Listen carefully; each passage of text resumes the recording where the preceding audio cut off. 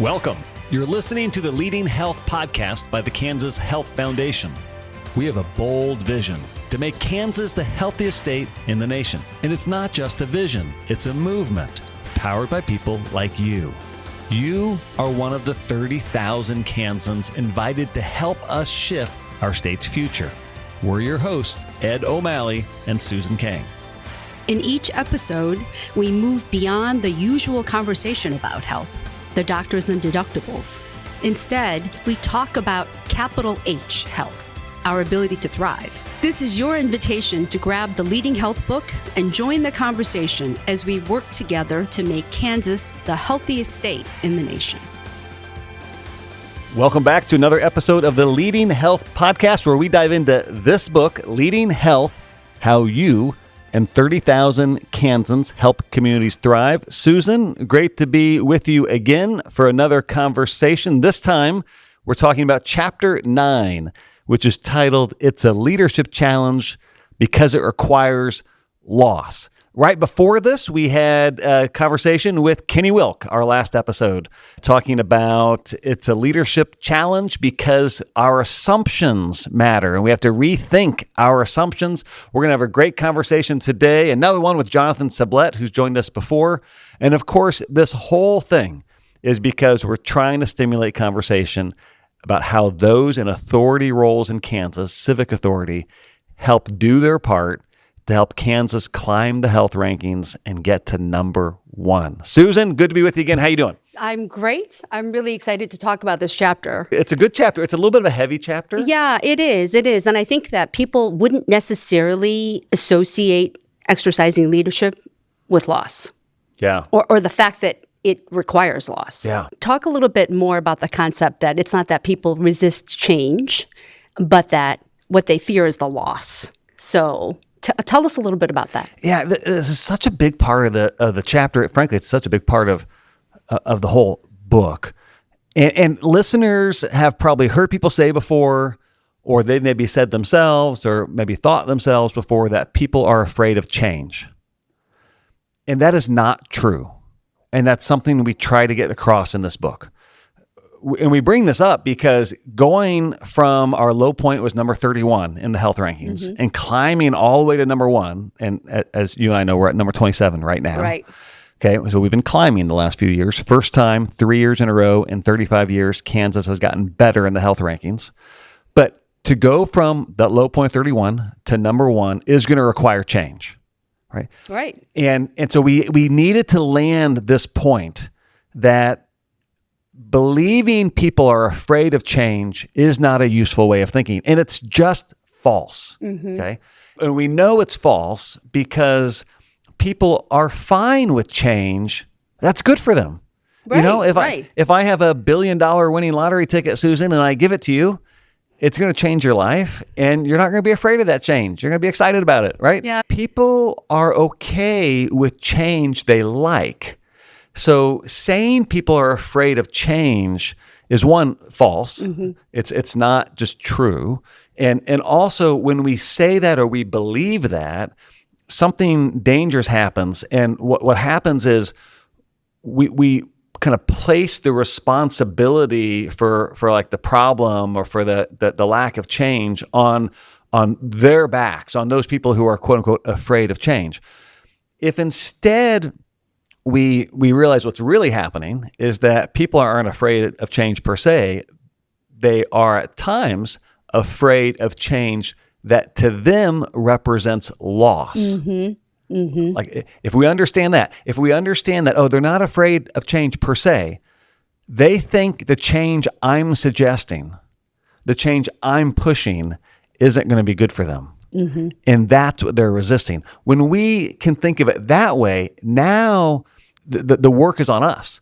Now the locus of work, kind of a weird word, but the locus of work can be on us. Now I need to be different, show up different, engage different in order to help reach these people, it's a totally different mindset.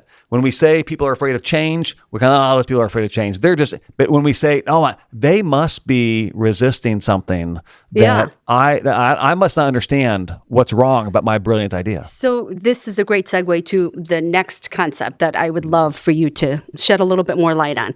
This notion of resistance as data to gather rather than a problem or an obstacle. Yeah. Right? Like, no, people don't think about things this way. You're like, they don't like it, and I'm going to just forget about it, right? But that's not what you do. So I'm curious, say a little bit more about that. I mean, so people who are trying to do something big and bold, like improve capital H health, people who are trying to improve their communities, I mean, they're in the business of change. Right. Which, by the way, most people in roles of authority don't get rewarded for changing things. They get rewarded for keeping things exactly the same. Right. Managing the status keeping quo. Things calm, keeping things stable. So in this book, we also talk about how leadership is about disruption. Yeah. And we need more of that from the 30,000. But to your point, what I always try to help people understand is when people are resisting, see that as data to inform your efforts. Like, why are they resisting? Well, okay, maybe there's some loss involved for them. Do I understand that loss? I used to think that if somebody was resisting my big idea, my brilliant idea, right, for whatever. Like, I remember feeling this way in the legislature when I was a young member of the Kansas House of Representatives. If people were resisting, I thought what I was supposed to do was just speak louder, like try to be more charismatic, try to be more effusive in explaining the idea. And what I eventually learned is when people are resisting change, they're giving you information that you need to process. And that doesn't mean you need to change what you're trying to do, but it means you might need to change how you're trying to do it. And that's what this chapter is about. It's about the need to understand that progress on closing the health gap will actually require some losses. And we can talk about those with our guest, Johnathan Sublet, who will be with us in a little bit. And we need people who understand loss is connected to progress and who have the skill to help mobilize others to think about the losses necessary with moving forward. Thanks. And I have one more thing that I'd love for you to talk a little bit more about, which is this concept of not only speaking to loss, but then letting loss speak. I was really intrigued by this concept. Yeah, again, earlier in my career, I thought like if there was something, like if some big initiative I was a part of, if there were some things that weren't great about it, that would be hard to swallow, I would like sweep those under the rug, or I would not talk about those things.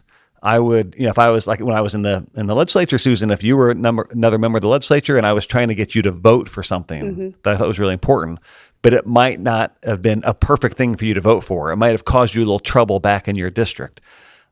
Early on, I would, meet with you and just tell you all the great things about the bill and not speak to the negative things. And if you brought them up, I would try to change the subject and just go back to the positive things. And what I actually learned, not just in the legislature, but elsewhere in my experience in civic life, is that you actually energize people when you, number one, speak to the hard things about the change initiative that you're pushing. Okay, that's speaking to loss. But you energize people even more when you welcome them speaking about the hard things. And those, like the 30,000, what we often do is want to create the conditions for people to say what they love about what we're working on. But to create the conditions where we let people poke holes in our ideas, right, and point out what's not right, that can be hard. It can be vulnerable. It also energizes people in the direction of the very change we're after. Like, people want to know you care. I love that. Thank you. Yeah, and they get to be, they get to, in some ways, build it with you. Well, yeah, and part of the things we're trying to help people understand in this chapter is that leadership is always about like helping people come to grips with letting go of some things.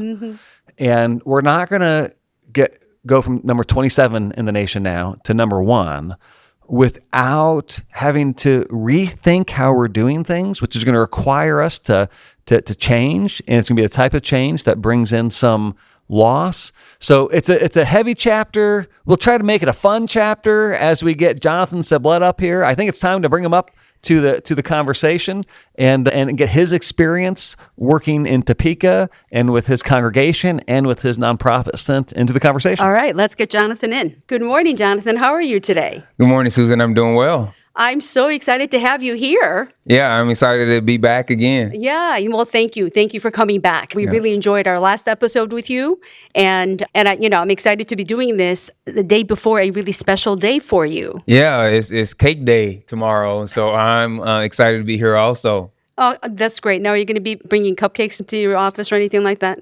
Actually, I'm going to sound strange, but rather than sweets, I'd rather somebody bring brisket. Okay. So, Okay, for Jonathan's birthday, remember brisket. Wow, all right? I brisket love or ribeye. Right. Okay, all right. So you're. I love it. Meat. Okay, Yes. that sounds really good. Okay, so what do you think? Did you enjoy reading the chapter that we're going to talk about today? I did, and it's a very real chapter. I wish that before I got into leadership, somebody would have discussed this.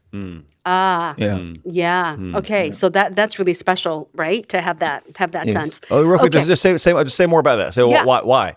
Normally, you get into leadership because there's some leader that you are kind of drawn towards in a magnetic way because of the things that you see them doing, and you think it would be cool to be like that person. But what you don't see is all the stuff behind, right? You see the high moments a lot of times, and you might see a few of the tough moments, but you don't understand the anguish that comes with standing in those moments and having to lead people through those moments of loss.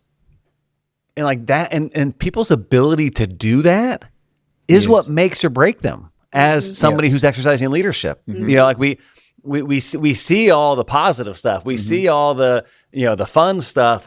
But whether or not we're actually successful at mobilizing people to make progress on daunting challenges Yes. is much more related to our ability to kind of think about loss, help people through loss, have compassion for people through the loss. Yes. Yeah. Tricky stuff. Yeah. So what was the thing that struck you as being, really amazing, or, sort of like a light bulb moment as you were reading?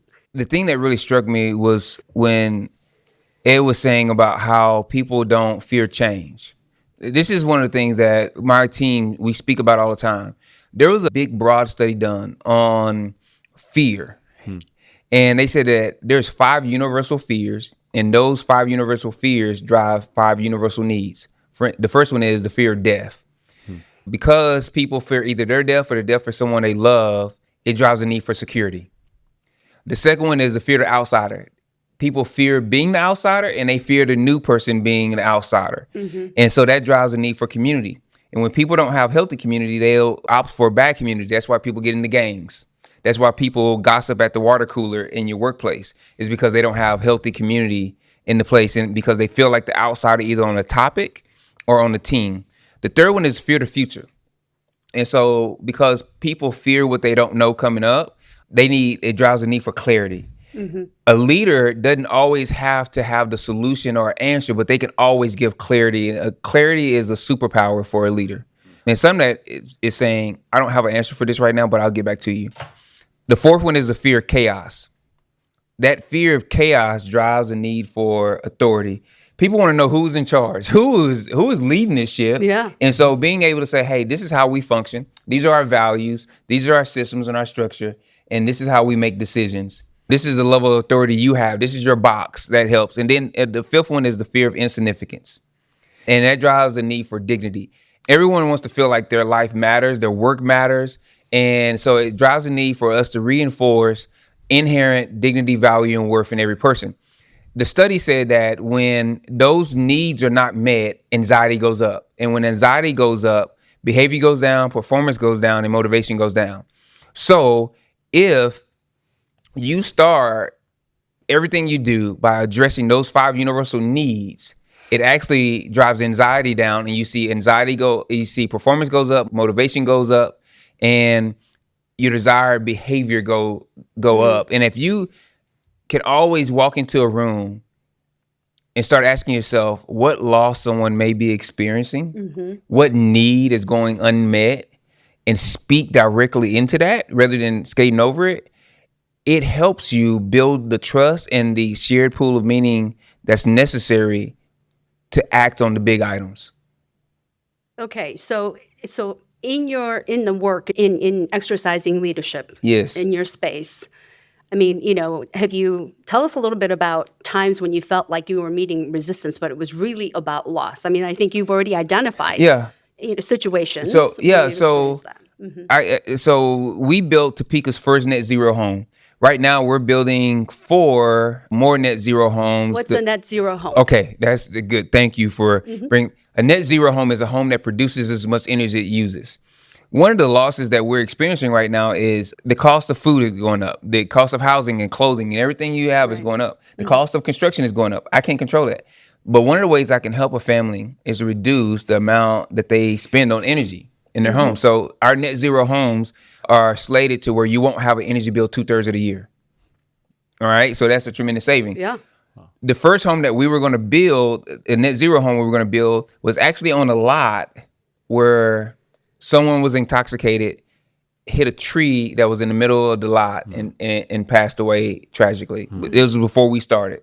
The family for years had put memorials at that spot. When we bought the lot and said we were going to build a home there, you can't build a house around a tree. Right. Okay. I'm seeing where the loss is coming here. Yeah. Keep going. So, so the family came to us and they said, before this point, they were all on board for everything we were doing in the neighborhood. Yeah. And they were like, you can't build a house there because you're going to cut down the tree. And we were like, we have to cut down the tree. And they didn't have the money to buy the lot.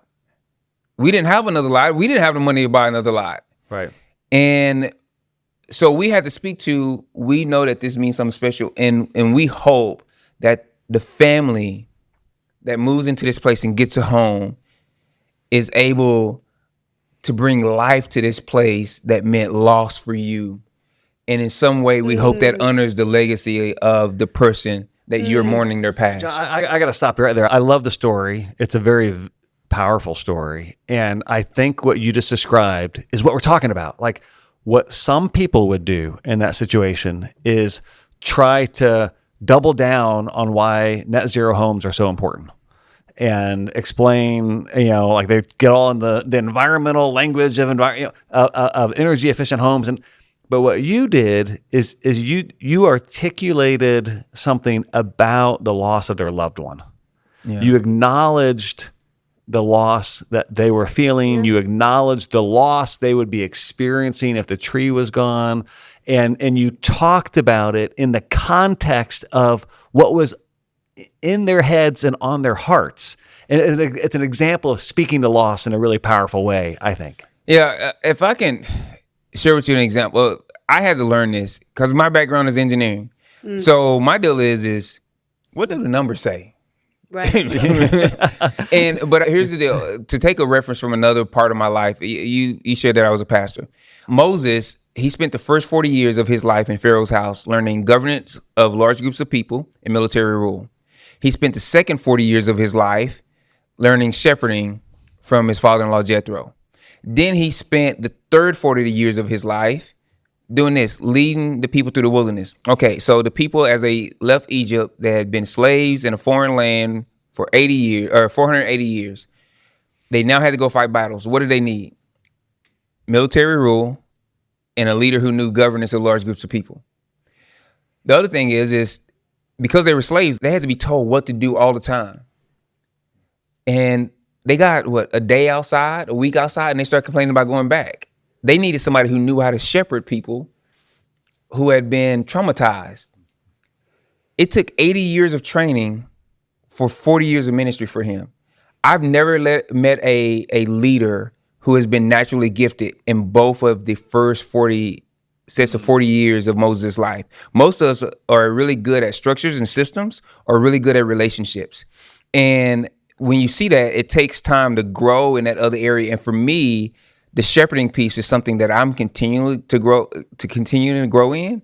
And every profile I've had done on me, every coaching session has said, you need to lean more into this. You need to practice the 3 A's: affirm, appreciate, acknowledge. You need to lean into this more because you're really good at thinking systems, but you have to, it's not how much you care about somebody in your head and your heart. You have to outwardly express that. So what I hear you saying is that those, and I think what I hear you saying, and I agree with it, is that those who frankly have more technical training, more technical expertise, yes, like the engineering, whether they're literally an engineer or an engineer-like person, yes, right?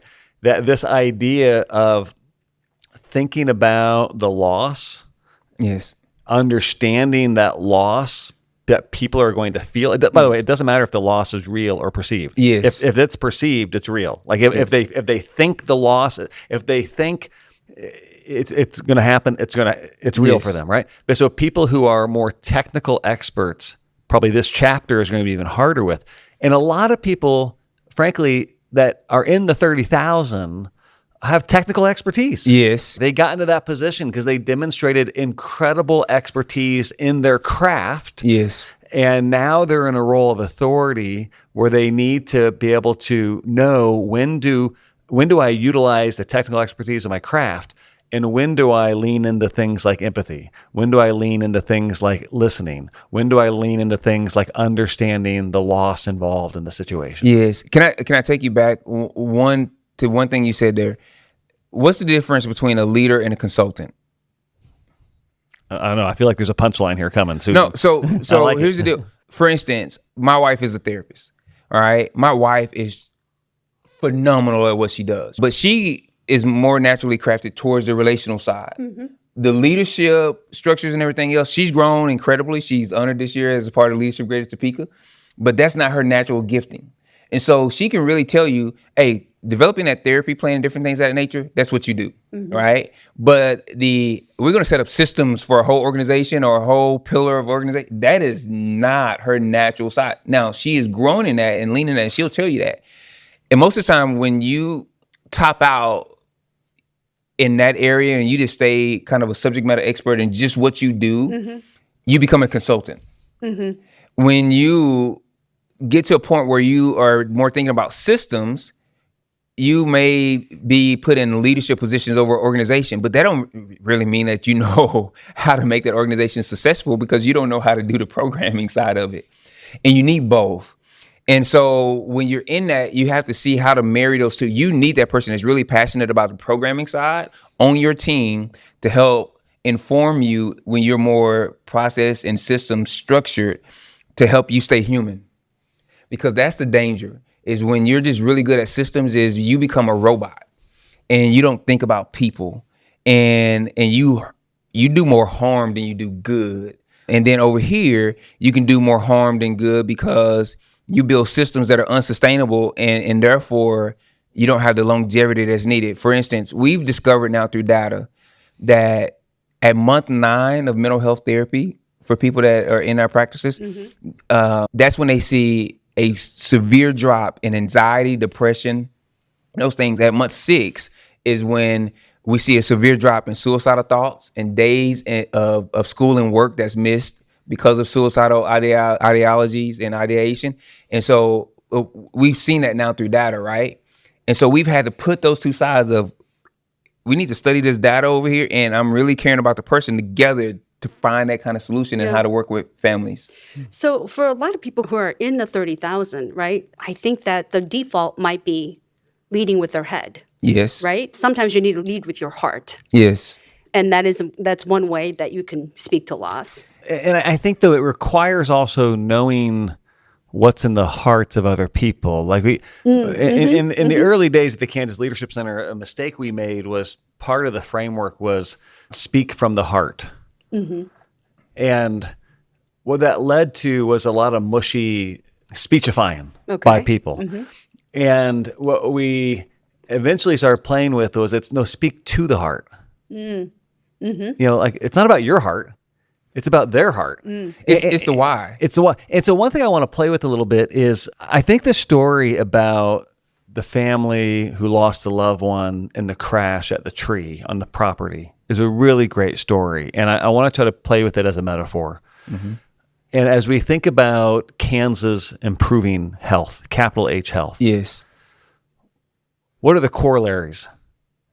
Yes. From that story to Kansas leading the nation in health? Mm-hmm. What are the losses that people are going to feel, might not feel as deeply as losing a loved one, but are going to feel this loyalty, this affinity, this passion for the way things currently are.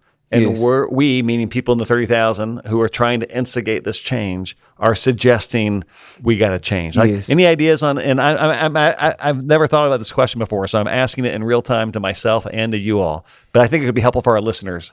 Yeah, I feel like some of it is we're gonna have to slay some golden calves. Yeah. And when I say that, we are and I say we. Last year I started calling myself a Kansan. I went through leadership Kansas, and I became a Kansan. I love it. You're no longer a Texan. And we are a blessed state that has this diversity of landscapes. We have urban centers like Wichita and Topeka and Kansas City, Manhattan, and we also have rural. And we've often thought of those in two different buckets. But when you really study our under-resourced urban environments and our rural environments, 80 to 75% of what they face are the same issue. Yeah, same thing. And we have to tear that wall down. But part of it, the loss is the identity of identifying myself. If my wife is from rural Kansas, and identifying like, this is who we are. We're not those city folks. This is who we are. And then growing up in the urban center, we're not those country folks. This is who we are. But getting to the point of we're all threads in the same cloth that makes up who Kansas is. Yeah, and people love their identity, right? So earlier you talked about like people crave being significant. Yes. Right? They fear insignificance. Yes. And so one of the things I just hear you saying is that a loss, an example of a loss related to leading the nation in health might be right now there are people working on urban health and there are people working on rural health, and they might have to lose the idea that what they are working on is 100% unique to them. So I'm on the K-State Transdisciplinary housing team for the state, and we had several virtual meetings, and then for the first time we met at K-State Solana a couple of weeks ago, and it was great to be in the room. When you've been a part of anything like that in the Trust Start building, but at the end, we still hadn't got to one idea that we were going to work on together. And so I spoke into the space and I said, we need to get to one thing that we work on together, and I want you to hear me say, I'm willing for my thing not to be the thing we work on first. Mm-hmm. And I trust that this team cares about me enough and my neighborhood enough that we'll eventually get to my thing. But I want you to know anything I have at my disposal for whatever your thing is, I'm willing to give it for this cause if that helps us build more trust. In the book, we talk about that we need people to understand that one of the losses is going to be a loss of loyalty to your preferred strategy. Yes. But a lot of us literally get paid to advance our preferred strategy. But we're going to have to coalesce. We're going to have to. We have to think 401k and not day trading. And that's great. And so that's what gets us a lot of times. But if you look at the study over the last several years, there's been this huge uptick in lotto and lottery playing. Why do people play the lotto and the lottery? It's because they have lost hope. And so they are swinging for the fences, and they're thinking, this is my only way out is if the miracle happens. And so we have to restore trust in the process, whether it's going to number one in health and saying bunts and singles, I'm going to do this small thing consistently at a very high level, and it's going to compound interest is one of the most powerful forces in the world. And that compound interest works in health also, in the big H health. And if we can stack those wins, then we can get where we need to be. And so we have to stop playing the lotto, so to speak. And that means investing in somebody else's strategy and seeing it forward and saying, I'm going to help with that. Even if I don't understand totally everything about it to begin with, I'm going to give it time and I'm going to let that bear out, because the trust that's built out of that combined effort is going to help us get further to where we want to go. Yeah, I love the short-term, long-term differentiation, right? And, winning a couple of battles here doesn't mean we're going to, win the war. Yes. And, this is closing the health gap. Yes. Is a long road Yes. to hoe, right? And the other thing that you mentioned in the book is, sort of this loss of ability to prioritize everything. Yes. So when you're saying yes to concentrating on closing the health gap, Yes. that also means saying no to some other things that might be equally important Yes. in your life. Yes. So that's a thing. Yeah. So my 3 kids, we foster to adopt. Okay. A study that me and my wife, we went to a class that said when you have kids that have trauma in their background, high ACE scores, they need protein and water on a certain interval to help them with emotional regulation.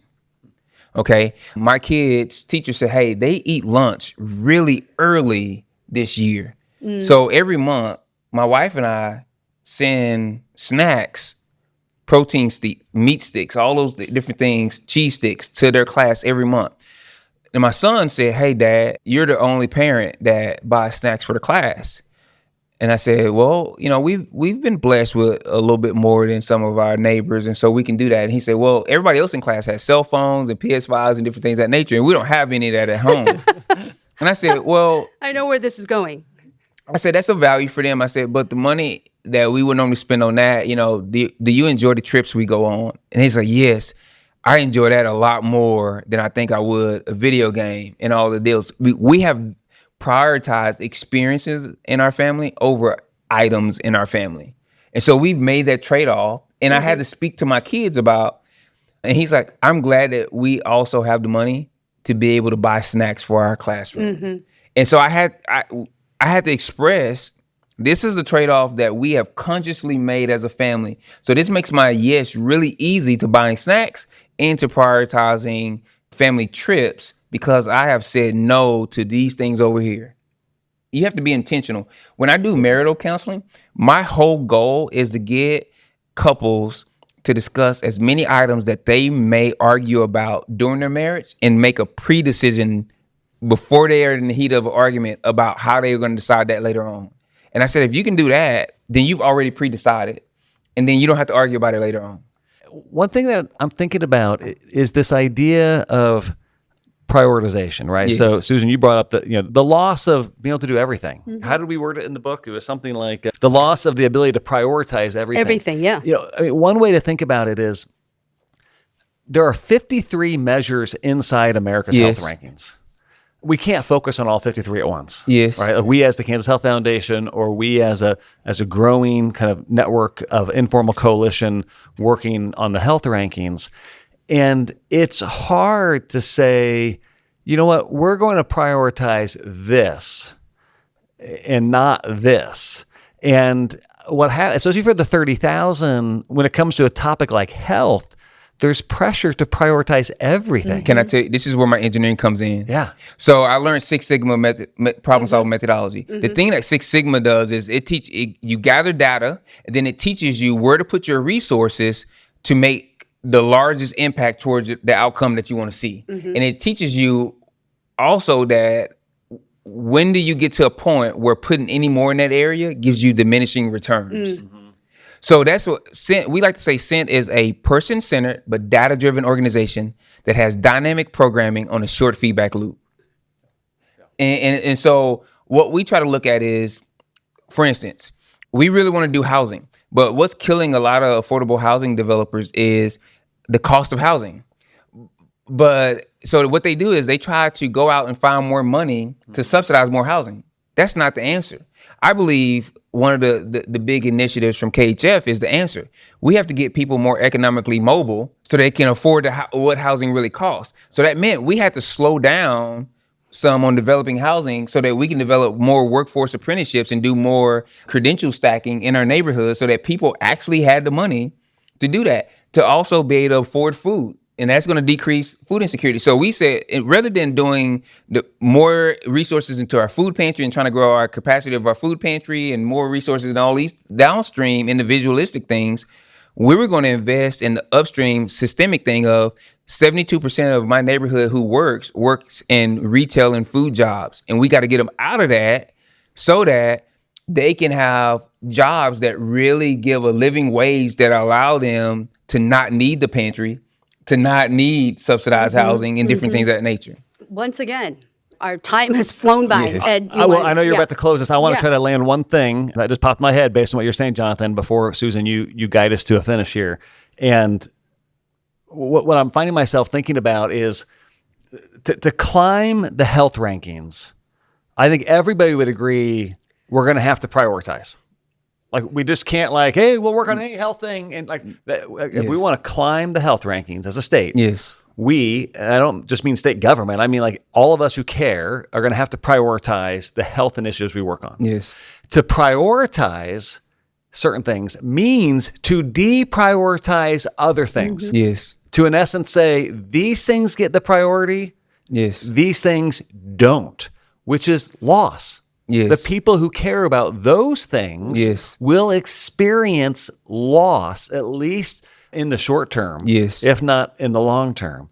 And our ability as Kansans who are working to help us climb the health rankings, our ability to understand that when we prioritize, we are deprioritizing. Yes. When we prioritize, we are, in essence, creating loss. Yes. Our ability to speak to that loss and let others speak about that loss is going to be absolutely critical. Johnathan, thanks for this conversation. Susan, I know you got a final thing you want us to talk about. So, we end our episodes by, talking about what our biggest takeaways are, right? And Yes. and what we might encourage our listeners to do. So my biggest takeaway, well, actually, there are so many, but really I'm going to focus on the paradox of making more progress by acknowledging and talking to loss and also letting loss speak. Yes. And so that's what I encourage our listeners to do. And also what you just heard Ed say, in doing that, there is also this, if you're prioritizing health, there's other things that you're going to be deprioritizing, and